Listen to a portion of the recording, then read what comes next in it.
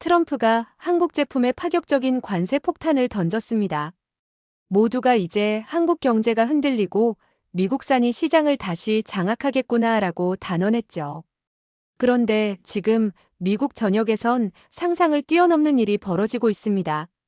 새벽부터 마트 앞에 길게 줄을 서서 라면 한 상자를 사려는 사람들, 2배 뛴 가격에도 절대 K-뷰티를 포기하지 않는 여성들, 오히려 관세 뉴스에 한국 물건 쟁여라 열풍까지. 미국인들은 왜 이렇게까지 한국 제품에 미쳐 있는 걸까요? 이제 관세도 막지 못한 진짜 한류의 힘, 그 놀라운 이야기가 시작됩니다. 저는 테일러입니다. 미시간주 디트로이트 외곽에 있는 소규모 자동차 부품 공장에서 15년째 일하고 있어요. 48살이고요. 3년 전 아내를 잃은 후 19살 딸 클로이와 단둘이 살고 있습니다.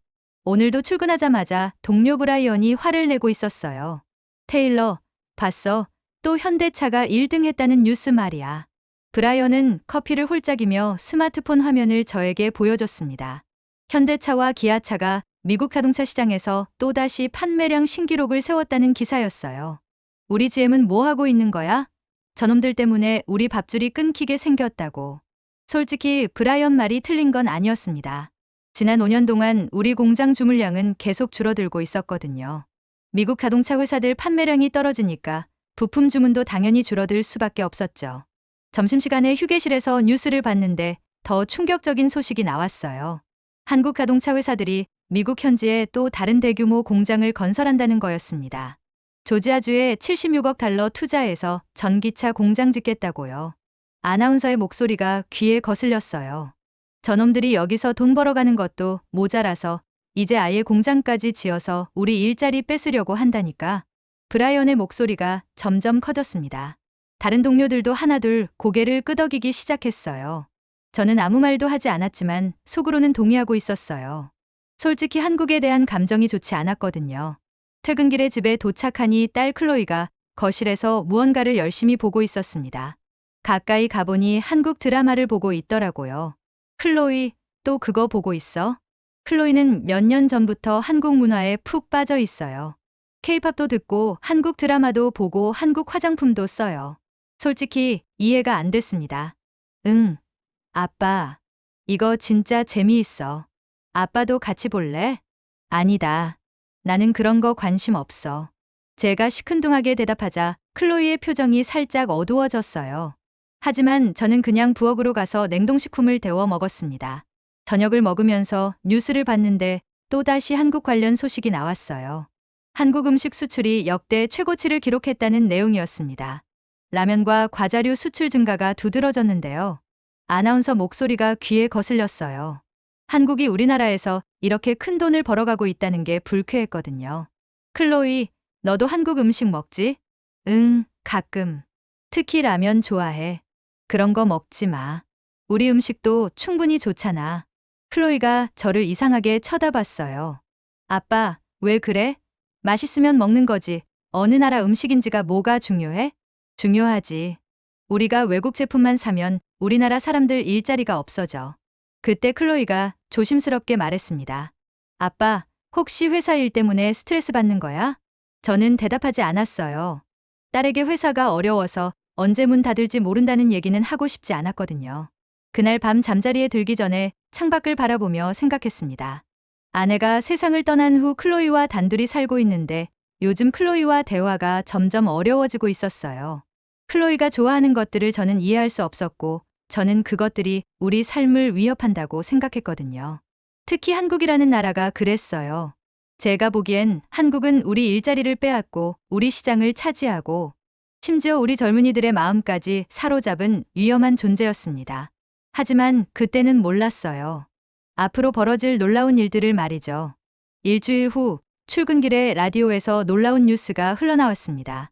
트럼프 행정부가 한국 제품에 대한 관세를 25%에서 15%로 조정한다고 발표했습니다. 이번 한미 관세 협상으로 저는 핸들을 잡은 손에 힘이 들어갔어요. 드디어 제대로 된 협상이 시작된다는 생각이 들었거든요.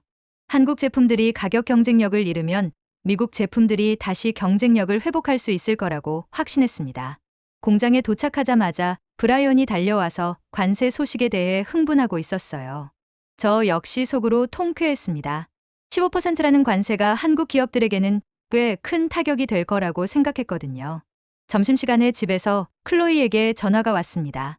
클로이의 목소리에는 당황한 기색이 역력했어요. 아빠, 큰일 났어. 한국 화장품이랑 굿즈 가격이 다 오른대. 저는 시큰둥하게 대답했습니다. 그게 뭐가 큰일인지 이해할 수 없었거든요. 미국 제품을 쓰면 될 일 아닌가요? 클로이는 자신이 쓰던 한국산 선크림과 세럼은 대체 불가능하다며 목소리를 높였어요. 피부에 안 맞는다는 이유였습니다. 저는 화장품이 다 거기서 거기라고 생각했는데 클로이에게는 그게 아니었나 봅니다. 클로이는 학교 끝나고 친구들과 마트에 가서 가격이 오르기 전에 미리 사두겠다고 했어요.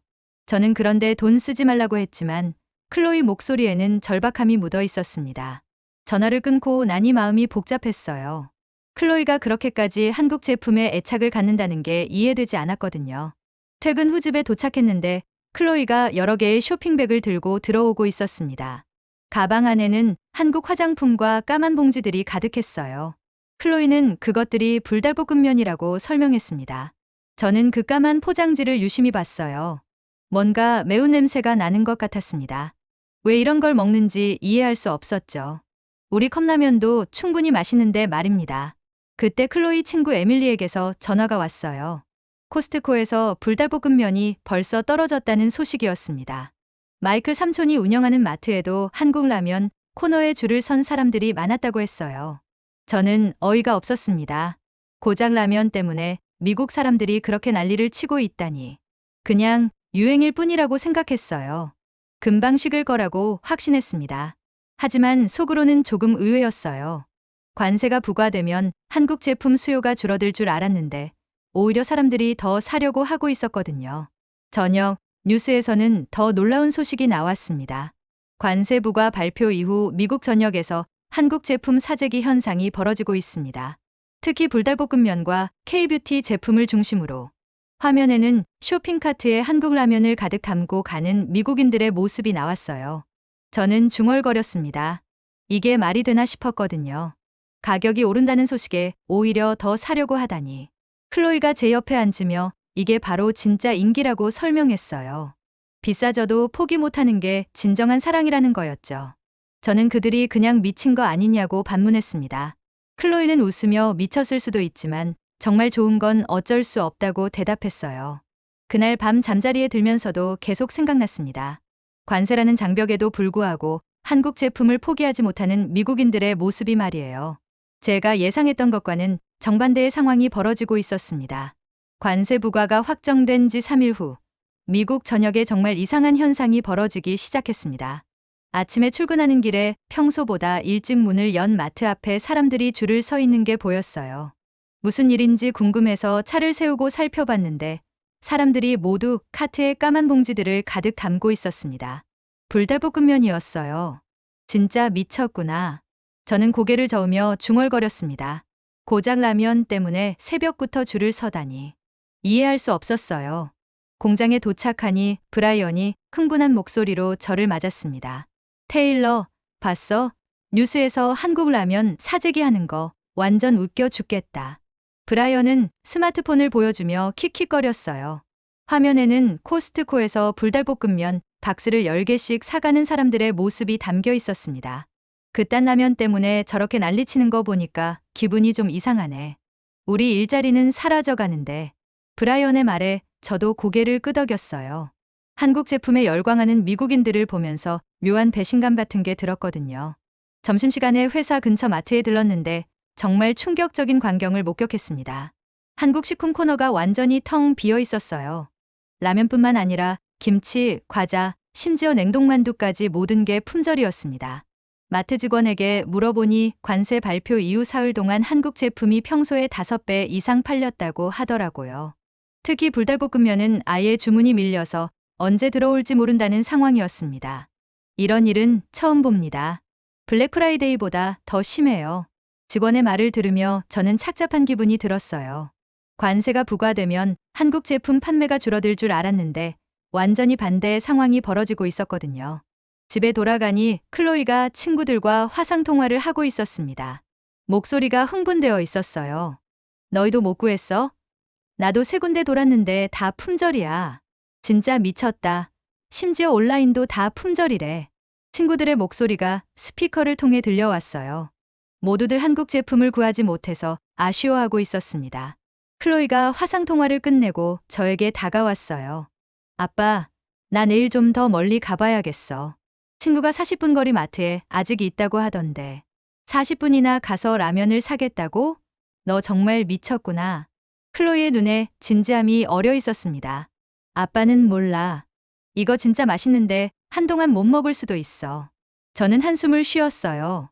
딸이 이렇게까지 집착하는 이유를 도저히 이해할 수 없었거든요. 그날 저녁 뉴스는 온통 한국 제품 사재기 소식으로 도배되어 있었습니다. 월마트, 코스트코, 타겟 등 주요 유통업체들이 한국 제품 긴급 발주에 나섰습니다. 특히 불닭볶음면의 경우 평소 주물량의 10배를 발주했지만 여전히 공급이 부족한 상황입니다. 화면에는 빈 진열대와 실망한 표정의 소비자들이 번갈아 나왔어요. 심지어 한 여성은 불닭볶음면을 구하기 위해 5개 마트를 돌았다고 인터뷰하고 있었습니다. 가격이 오르기 전에 쟁여두려고 했는데 이미 다 품절이네요. 이럴 줄 알았으면 진작 샀을 텐데. 그 여성의 말을 들으며 저는 고개를 저었어요. 도대체 그 라면이 뭐길래 이렇게 난리인지 이해할 수 없었습니다. 더 놀라운 건 한국 화장품 사재기 현상이었어요. 뉴스에서는 K뷰티 제품들이 온라인에서 몇 분 만에 품절되고 있다고 보도했습니다.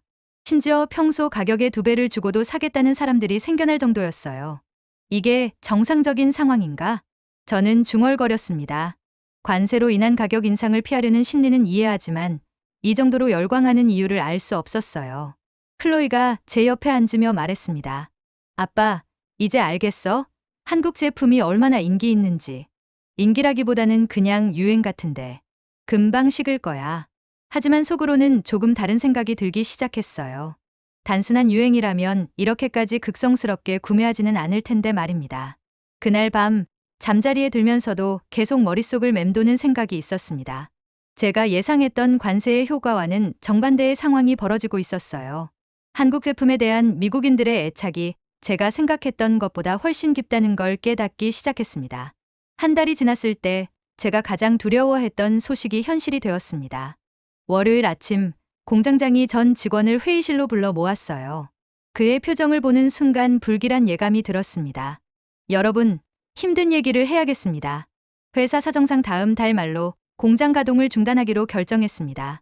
회의실이 순식간에 조용해졌어요. 예상했던 일이지만 막상 듣고 나니 머릿속이 하얘졌습니다. GM과 포드에서 들어오던 주문이 대폭 줄어들면서 더 이상 공장 운영이 어려워졌습니다. 정말 죄송합니다.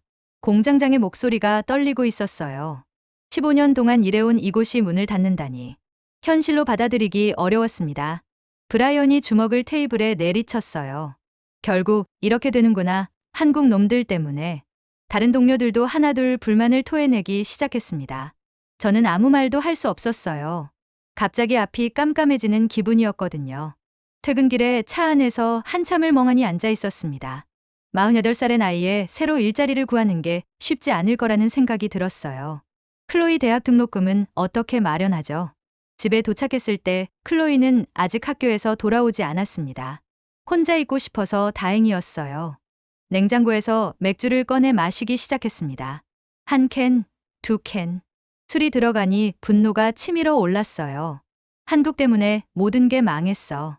저는 중얼거리며 3번째 캔을 땄습니다. 한국 자동차들이 미국 시장을 장악하면서 우리 일자리가 사라졌다고 생각했어요. 클로이가 그토록 좋아하는 그 나라 때문에 말입니다. 저녁 8시쯤 클로이가 집에 들어왔어요. 제가 거실 소파에서 맥주를 마시고 있는 걸 보고 놀란 표정을 지었습니다. 아빠, 무슨 일 있어? 클로이의 목소리에 걱정이 묻어 있었어요. 저는 고개를 돌려 클로이를 바라봤습니다. 회사 문 닫는다. 뭐? 클로이가 충격받은 표정으로 제 옆에 앉았어요. 다음 달 말이면 실업자야. 15년 동안 다닌 회사가. 클로이의 눈에 눈물이 고이기 시작했습니다. 아빠, 내가 그렇게 좋아하는 한국 때문이야. 한국 차들이 잘 팔리니까 우리 부품 공장은 필요 없어진 거지. 제 목소리가 점점 커졌어요. 술기운도 있었고 쌓였던 분노가 터져 나오고 있었습니다. 클로이가 조용히 일어나서 부엌으로 갔어요. 잠시 후 뭔가를 끓이는 소리가 들렸습니다. 10분 정도 지나서 클로이가 그릇을 들고 돌아왔어요. 김이 모락모락 나는 라면이었습니다. 까만 봉지가 테이블 위에 놓여 있었어요. 이게 뭐야? 불닭볶음면이야. 아빠 먹어봐. 클로이가 젓가락을 제게 건넸습니다. 저는 고개를 저었어요. 그런 거 안 먹어. 한국 음식 절대 안 먹어. 그때 클로이가 조용히 말했습니다. 아빠, 엄마가 돌아가시기 전에 이거 한번 먹어보고 싶다고 했었어. 저는 멈칫했어요. 아내 얘기가 나오자 갑자기 머릿속이 복잡해졌습니다. 엄마가 암 치료받을 때 입맛이 없어서 고생했잖아. 그때 TV에서 이 라면 먹는 걸 보고 매워서 입맛이 돌아올 것 같다고 하셨어. 그래서 내가 사놨었는데 클로이의 목소리가 떨리고 있었어요. 엄마가 돌아가시기 전에 너무 아파서 결국 못 드셨어. 그래서 내가 대신 먹어봤는데 정말 특별한 맛이었어. 저는 젓가락을 받아들었습니다. 면을 한 젓가락 집어서 입에 넣는 순간 매운맛이 혀를 덮쳤어요. 너무 매워서 기침이 나왔습니다. 하지만 이상했어요. 매운맛 뒤에 달콤하고 고소한 맛이 따라왔어요. 그리고 무엇보다 이 맛 속에 클로이의 마음이 그리고 아내를 향한 그리움이 느껴졌습니다. 매워? 클로이가 물었어요. 저는 고개를 끄덕이며 계속 먹었습니다. 매웠지만 멈출 수 없었어요. 이 라면이 단순한 음식이 아니라는 걸 알 수 있었거든요. 그릇을 다 비우고 나서야 깨달았습니다. 제가 한국에 대해 가지고 있던 편견이 얼마나 좁은 시각이었는지 말이에요. 그날 밤 이후 이상한 일이 벌어졌습니다. 자꾸만 불닭볶음면 생각이 났어요. 처음에는 클로이 몰래 먹었습니다. 딸이 학교에 간 사이에 냉장고에서 계란을 넣어서 끓여 먹었어요. 매운맛이 스트레스를 날려버리는 것 같았거든요. 실업의 불안감도 잠시 잊을 수 있었습니다. 3일째 되던 날, 클로이가 의아한 표정으로 물었어요. 아빠, 혹시 불닭볶음면 먹었어? 아니, 왜? 거짓말이었습니다. 어제 2개나 먹었거든요. 봉지가 자꾸 줄어드는 것 같아서. 클로이가 웃으며 말했어요. 들킨 것 같아서 민망했습니다. 일주일이 지나자 더 이상 숨길 수 없었어요. 클로이가 사둔 불닭볶음면이 거의 다 떨어져 가고 있었거든요. 결국 직접 마트에 가서 사기로 했습니다. 하지만 마트에 도착해보니 상황이 심각했어요. 한국 라면 코너가 완전히 텅 비어 있었습니다. 직원에게 물어보니 불닭볶음면은 이미 1달째 품절 상태라고 하더라고요. 언제 들어와요? 잘 모르겠어요. 관세 때문에 가격도 오르고 물량도 불안정해져서요. 저는 당황했습니다. 이제 막 맛을 들였는데 구할 수 없다니. 다른 마트 3곳을 더 돌아다녔지만 결과는 마찬가지였어요. 모든 곳에서 품절이었습니다. 심지어 온라인도 마찬가지였어요. 있다고 해도 평소 가격의 2배, 3배였습니다. 집에 돌아와서 클로이에게 털어놓았어요. 클로이, 사실 아빠가 불닭볶음면 좀 먹었어. 그런데 마트에 가니까 다 품절이야.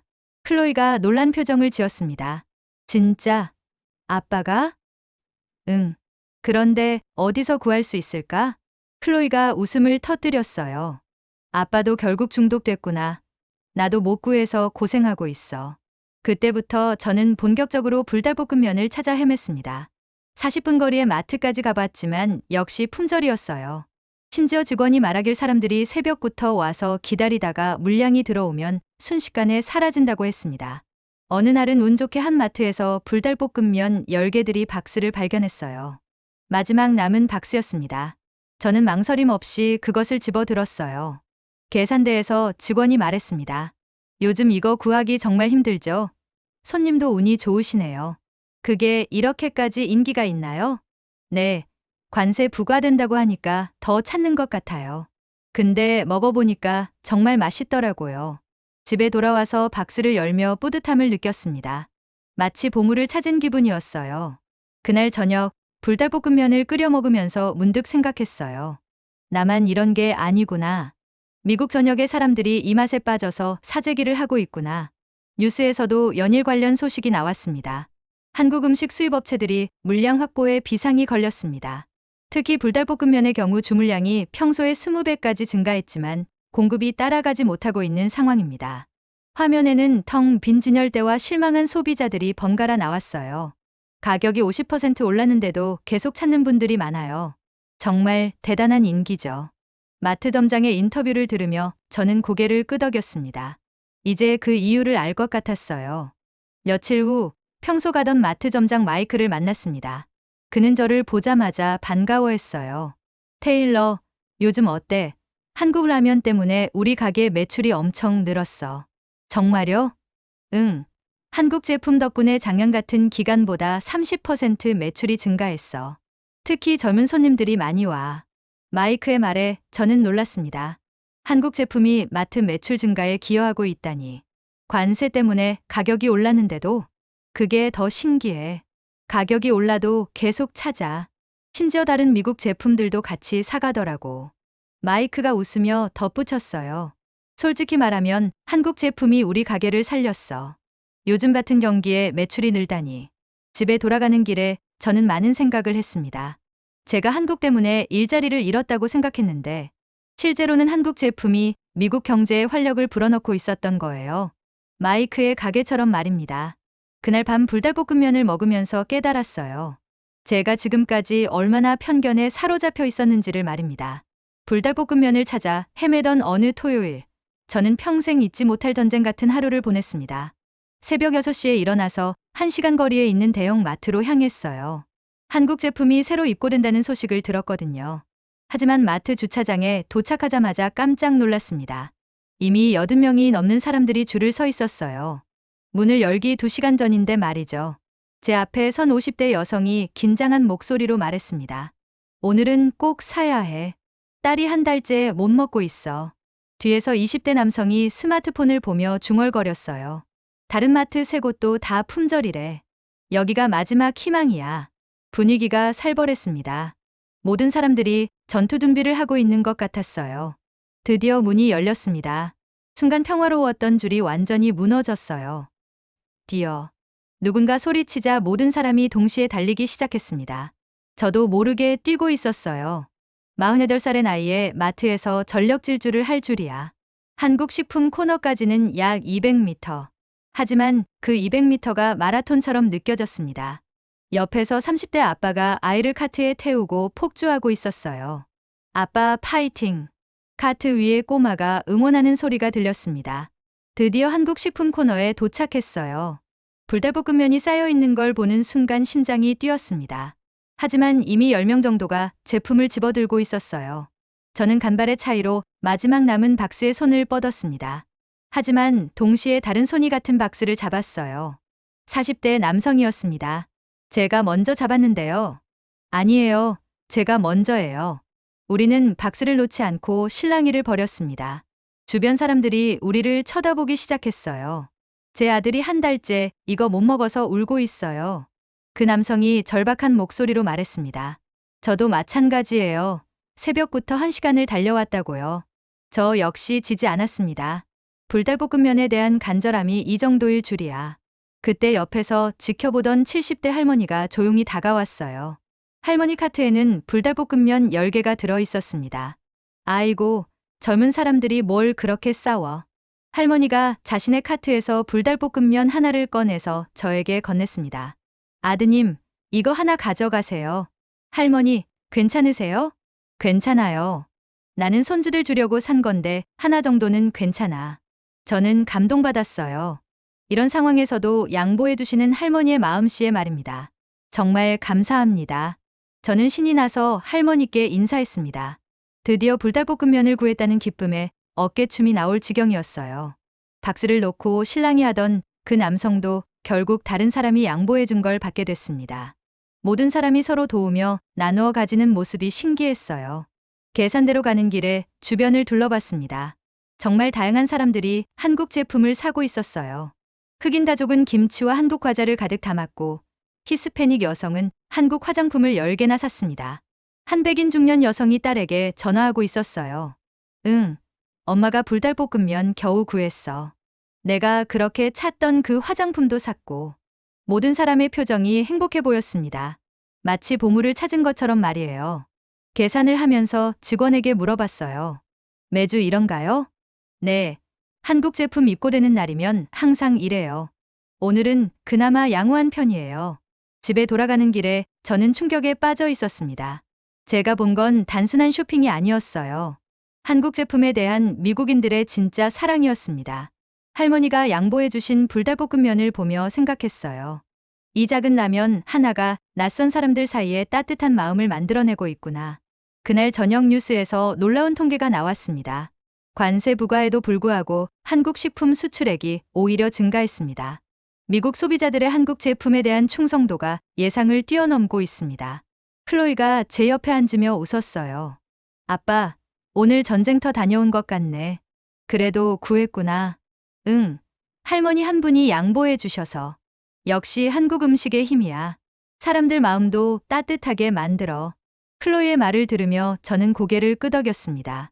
한국이 단순히 제품을 파는 게 아니라 사람들 사이에 새로운 문화와 정을 만들어주고 있었던 거예요.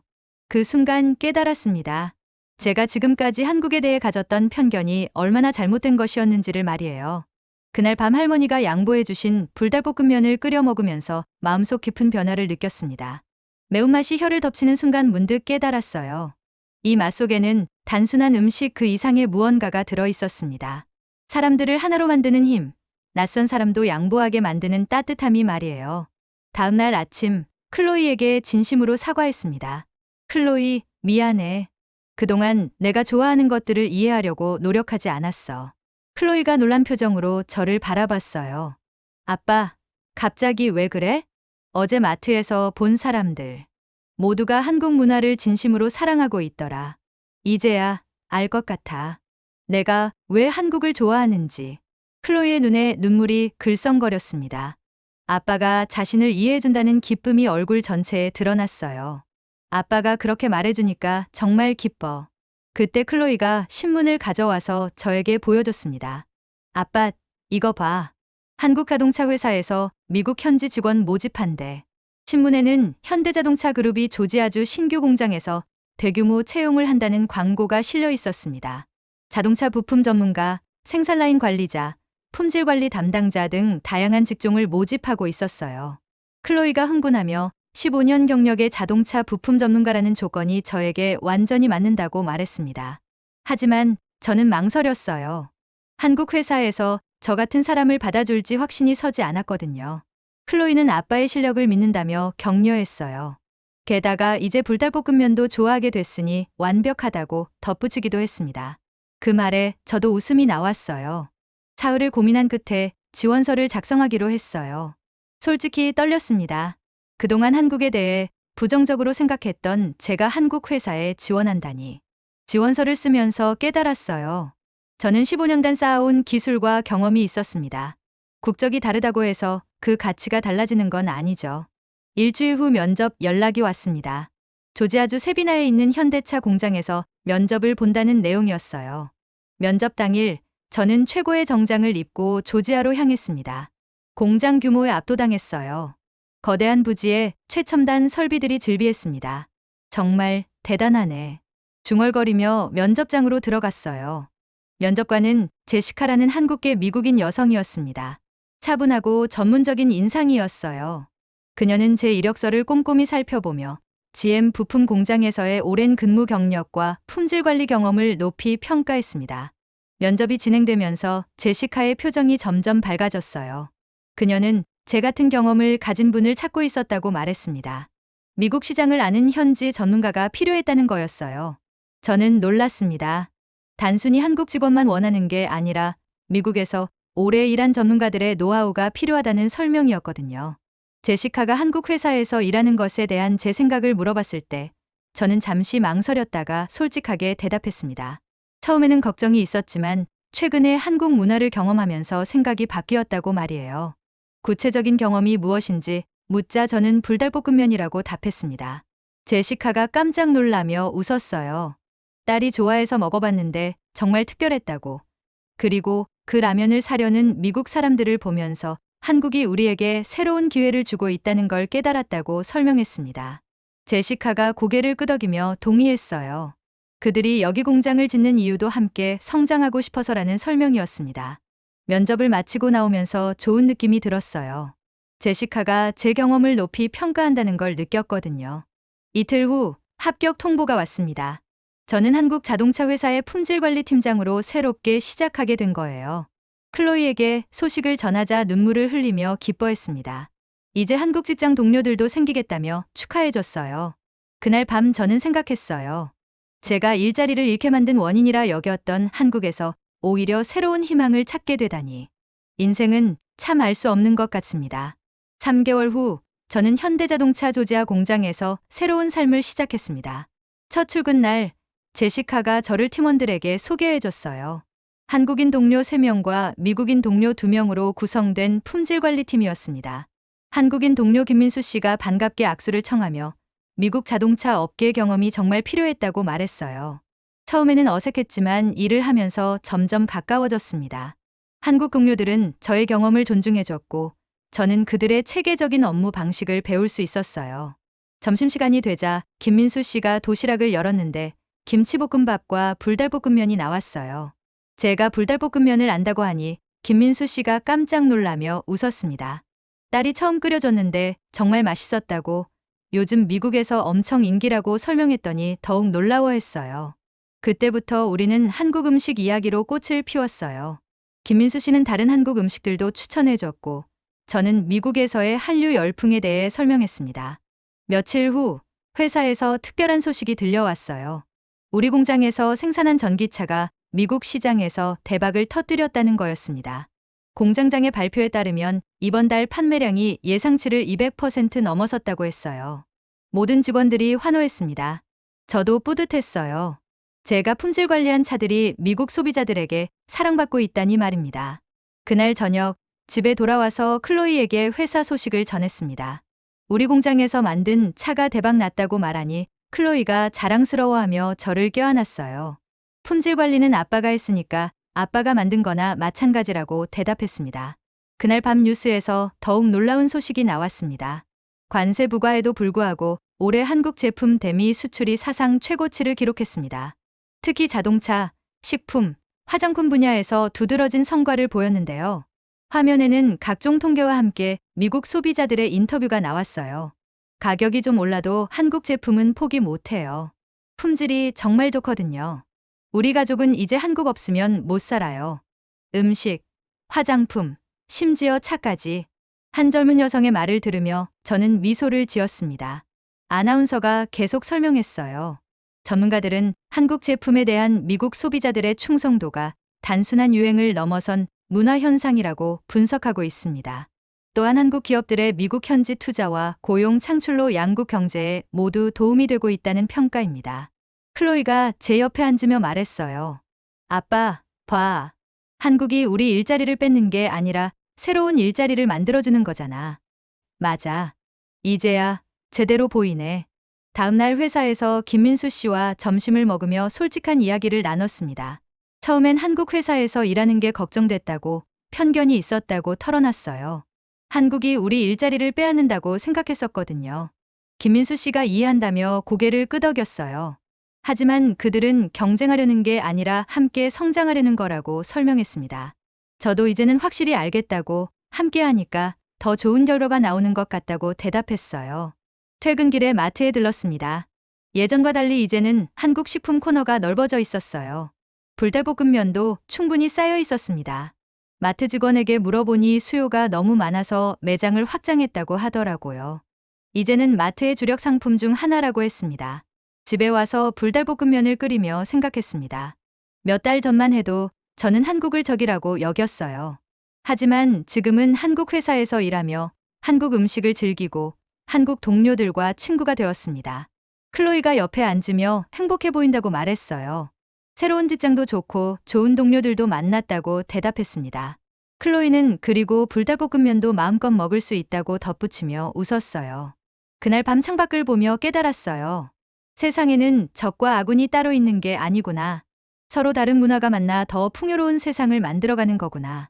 한국이 가져다 준 건 단순한 제품이 아니었습니다. 새로운 기회, 따뜻한 인연, 그리고 편견을 깨뜨릴 용기였어요. 결국 좋은 것은 관세로도 편견으로도 막을 수 없다는 걸 배웠습니다. 클로이와 함께 불닭볶음면을 먹으며 저는 확신했어요. 우리의 미래는 서로를 이해하고 함께 성장해 나갈 때 더욱 밝아질 거라고 말입니다. 편견을 깨고 새로운 삶을 선택한 한 아버지의 용기 있는 이야기였는데요. 세상을 바꾸는 건 거창한 정책이나 큰 돈이 아니라 서로를 향한 작은 이해와 열린 마음이라는 것을 보여준 것 같습니다. 혹시 여러분도 테일러처럼 새로운 도전을 꿈꾸고 계신가요? 이 이야기가 누군가에게 용기와 희망이 되길 바랍니다. 감사합니다.